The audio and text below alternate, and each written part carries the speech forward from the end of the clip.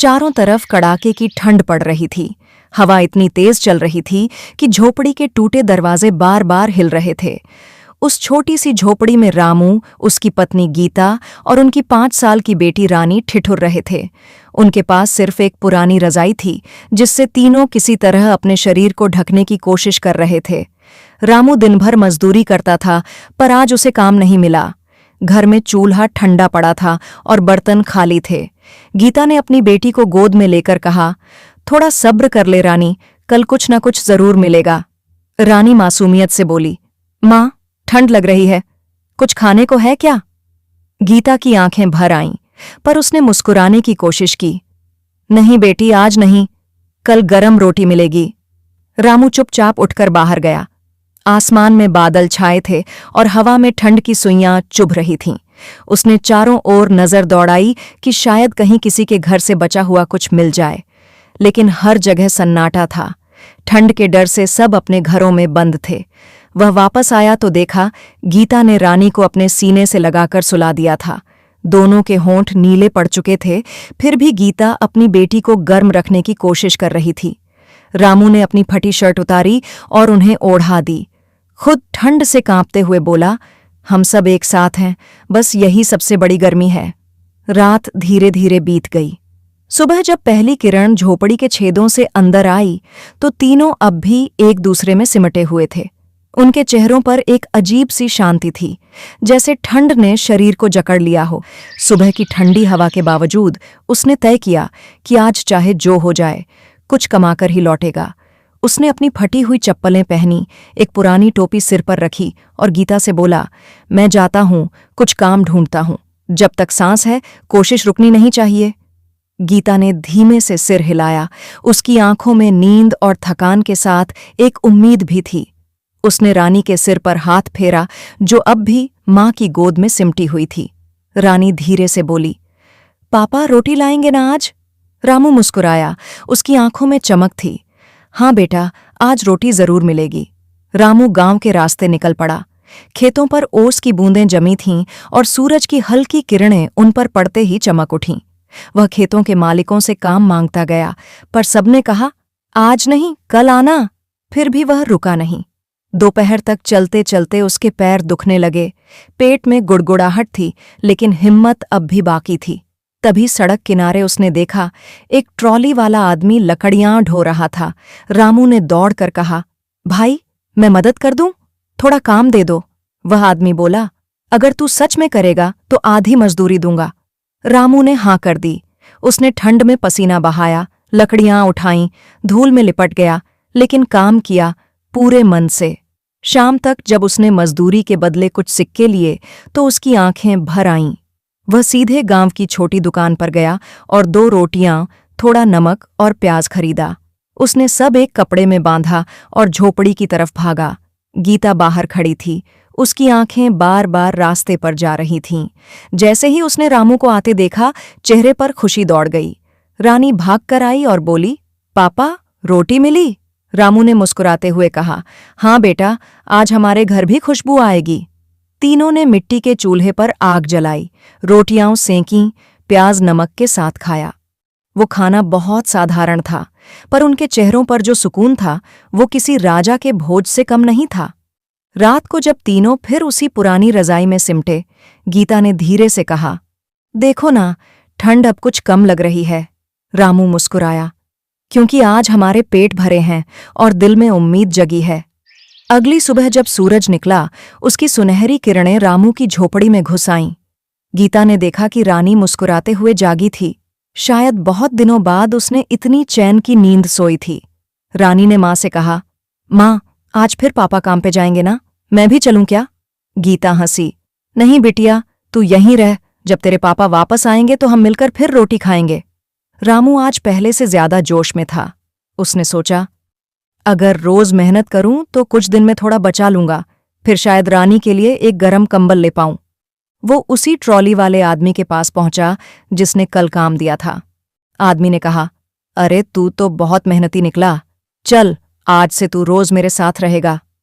रामू की आंखों में चमक आ गई, जैसे किसी ने उसके जीवन में फिर से उजाला भर दिया हो। शुक्रिया भाई, मुझे काम की बहुत जरूरत थी। मैं आपके साथ पूरी लगन से काम करूंगा और हर काम में आपकी पूरी मदद करूंगा। मेरी बेटी के लिए जब मैं रोटी ले जाता हूं तो वह बहुत खुश होती है। अब हर दिन वो सुबह से शाम तक काम करता, कभी लकड़ियां ढोता, कभी खेतों में मदद करता। बदले में जो कुछ भी कमाता उसमें से थोड़ा सा बचाकर रख देता। गीता भी खाली नहीं बैठी थी। उसने झोपड़ी के बाहर सूखे पत्तों और पुराने कपड़ों से छोटी गुड़िया बनाना शुरू किया। रानी उन गुड़ियों से खेलती और कभी-कभी राह से गुजरने वाले बच्चों को दिखाती। यह देखो, यह गुड़िया मेरी है। इसे मेरी माँ ने अपने हाथों से बनाया है, पत्तों और लकड़ियों से। कितनी खूबसूरती से उन्होंने इसे सजाया है। मेरी माँ बहुत मेहनती हैं। वह हर चीज बहुत प्यार और ध्यान से करती है। एक दिन एक औरत ने वो गुड़िया देखी और बोली, कितनी प्यारी गुड़िया है बेटा। तुमने इसे कितने पैसों में खरीदा? तुम इसे कहाँ से लाए? क्या इसे खरीदते समय कोई खास बात देखने को मिली? मुझे भी ऐसी ही एक गुड़िया चाहिए ताकि मैं अपनी बेटी को दे सकूं। वह पाकर बहुत खुश होगी। उसकी आंखों में खुशियों की चमक लौट आएगी और वह हर वक्त उस गुड़िया के साथ खेलकर मस्ती करेगी। अगर तुम बता सको तो मैं वही गुड़िया ढूंढने की कोशिश करूंगी। मेरी माँ ने इसे अपने हाथों से बनाया है, पत्तों और लकड़ियों से। उन्होंने बहुत प्यार और मेहनत से इसे सजाया है। जब मैं इसके साथ खेलती हूँ तो ऐसा लगता है जैसे माँ मेरे पास है। उनकी ममता इस गुड़िया में समाई हुई है। हर बार जब मैं इसे देखती हूँ तो मुझे अपनी माँ की याद आती है। उन्होंने कहा था कि यह गुड़िया हमेशा मेरे साथ रहेगी, जैसे उनका प्यार। बात तो यह है कि हमारा बेटा नौकरी कर रहा है। वो बेटा जिसके भविष्य को लेकर हम रात रात भर चिंताएं करते थे, जिसकी पढ़ाई के लिए हमने कितनी मुश्किलें सही थी, आज वही बेटा हमें सहारा दे रहा है। उसकी पहली कमाई से लेकर आज तक के हर कदम पर हमें सिर्फ गर्व ही गर्व हुआ है। अब सोचो, जब हमारी सारी परेशानियां पीछे छूट गई हैं। हमने कितनी बार भूखे पेट सोकर अपने बेटे को पढ़ाया है, इतनी बार अपनी इच्छाओं का गला घोंटकर उसकी पढ़ाई पर खर्च किया है। कितनी ही रातें हमने अधपेट गुजारी, कभी रोटी खाई तो कभी सिर्फ पानी पीकर गुजारा किया, लेकिन हमेशा यही सोचा कि हमारा बेटा पढ़ लिख कर एक दिन हमारा नाम रोशन करेगा और हमें उन दुखों से निकाल लेगा जिनसे हम गुजर रहे हैं। आज देखो, वही बेटा हमें इतना अच्छा घर दे गया है। अब हम टूटी फूटी झोपड़ी में नहीं, बल्कि एक पक्के सुंदर मकान में हैं, जिसकी हर दीवार हमें उसकी मेहनत और हमारी कुर्बानी की याद दिलाती है। आज जब मैं इस घर के हर कोने को देखती हूँ तो मेरे दिल में गर्व से लहर उठती है। हमारा बेटा हमारी सारी ख्वाहिशें पूरी करने की कोशिश कर रहा है। उसके दिल में सिर्फ यही है कि उसके माँ बाप अब कभी तकलीफ ना झेलें। जब मैं इस प्यारी रसोई को देखती हूँ, जहां पहले सिर्फ एक पुराना चूल्हा और टूटी फूटी बर्तन हुआ करते थे, अब वहां चमकते हुए बर्तन हैं, दीवारों पर सुंदर रंग है और पकाने की सारी सुविधाएं हैं, तो मेरी आंखों में अपने आप आंसू आ जाते हैं। मोहन यहीं नहीं रुका। उसने गांव के बच्चों के लिए छोटी सी लाइब्रेरी बनवाई ताकि कोई बच्चा सिर्फ गरीबी की वजह से पढ़ाई से वंचित न रह जाए।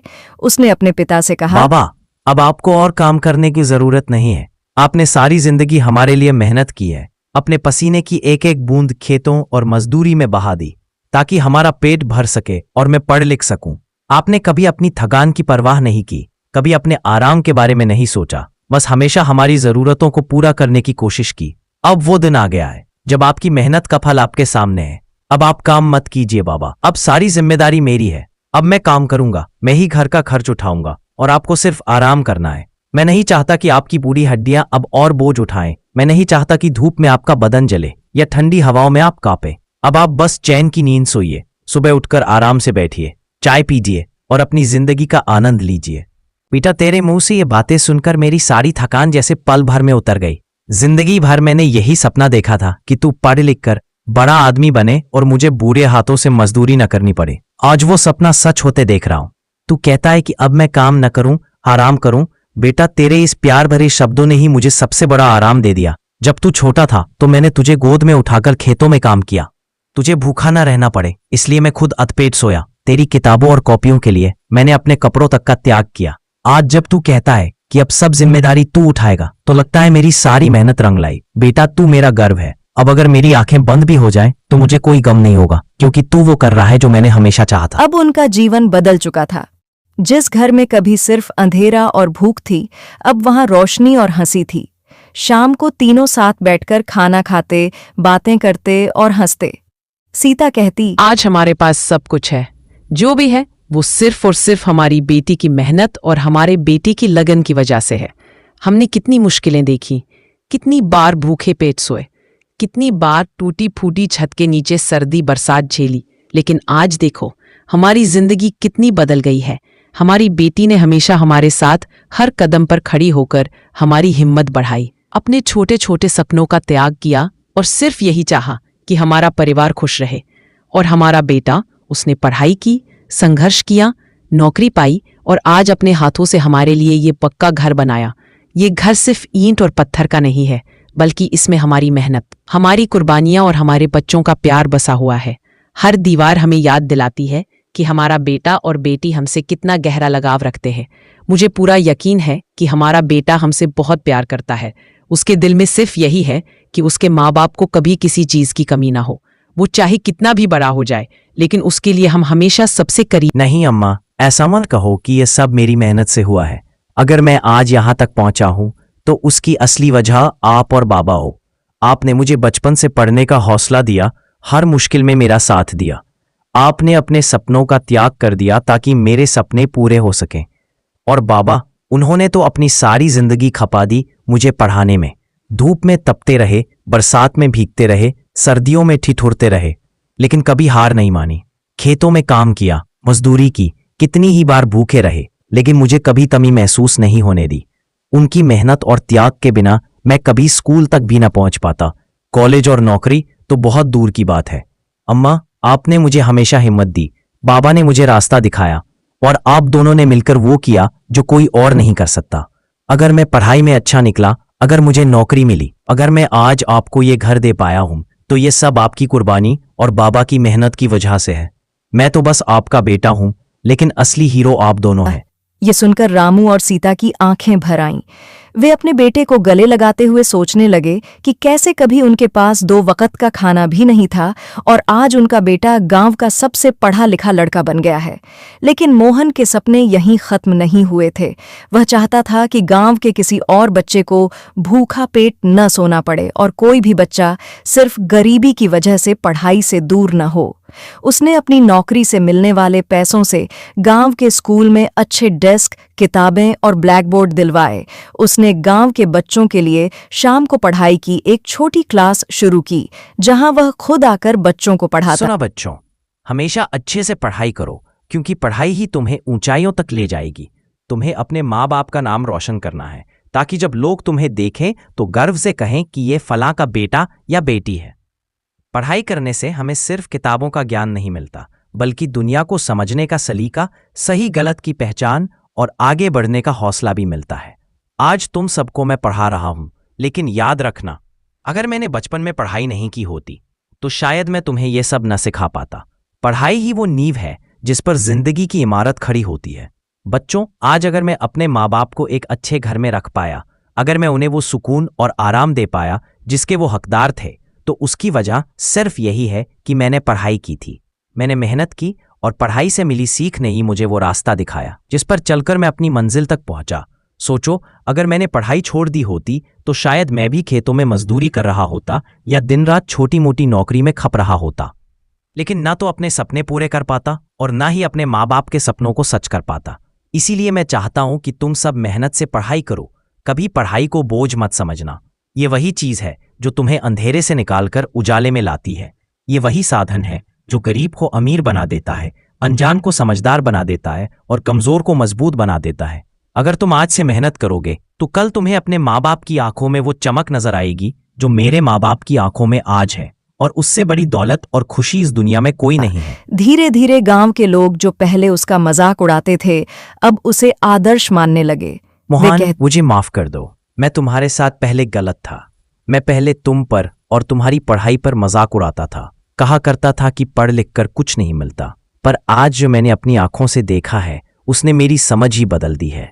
तुमने मेहनत की, पढ़ाई की और अपने हाथों से हमारे लिए वह घर खड़ा कर दिया जो कभी हमने बस एक ख्वाब समझा था। तुम्हारी लगन ने वह सब कर दिखाया जो मैंने कभी सोचा भी न था। देखो, जो तुम्हारा पहला घर था, उसी जगह पर तुम्हारे हाथों ने इतना सुंदर, मजबूत और आरामदायक घर बना दिया है कि मेरी बातों का क्या असर रहा होगा। मुझे अब खुद पर शर्म आती है कि मैंने तुम्हें टोक दिया, पर अब मैं खुलकर कहता हूं, तेरी मेहनत ने मुझे सबक सिखाया है। तेरी सफलता ने मेरा सर गर्व से ऊंचा कर दिया है। और सबसे बड़ी बात तो यह है कि तुमने न केवल अपने माँ बाप का नाम रोशन किया बल्कि अब मेरे बच्चों को भी पढ़ा रहे हो, उन्हें स्कूल भेज रहे